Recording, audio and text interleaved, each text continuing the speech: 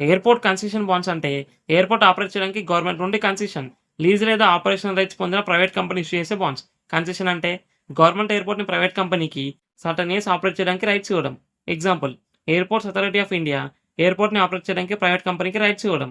Example airport operator Adani airport holdings. Example airport Chhatrapati Shivaji Maharaj international airport. సింపుల్‌గా government ఎయిర్‌పోర్ట్‌ని private కంపెనీకి operate చేయడానికి కన్సెషన్ ఇస్తుంది. ప్రైవేట్ కంపెనీ ఎయిర్‌పోర్ట్ మోడర్నైజ్ లేదా ఎక్స్పాండ్ చేయాలి. ఆ డెవలప్‌మెంట్ కోసం కంపెనీ ఇన్వెస్టర్స్ నుండి మనీ తెచ్చడానికి బాండ్స్ ఇష్యూ చేస్తుంది. ఇన్వెస్టర్ బాండ్స్ కొనుగోలు చేస్తారు. ఎయిర్‌పోర్ట్ జనరేట్ చేసే రెవెన్యూ నుండి ఇంట్రెస్ట్ పే చేస్తారు. Revenue sources passenger fees, retail shops, parking, cargo services. Maturity టైమ్‌లో ప్రిన్సిపల్ రిటర్న్ చేస్తారు.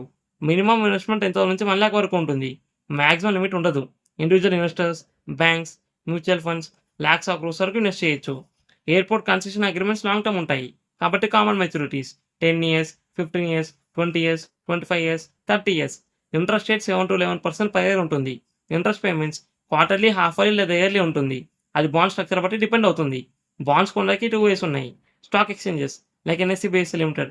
కొన్ని లిస్టెడ్ బాండ్స్ మాత్రమే. డైరెక్ట్ ప్లాట్‌ఫామ్స్ లేదా ఇన్‌స్టిట్యూషన్స్.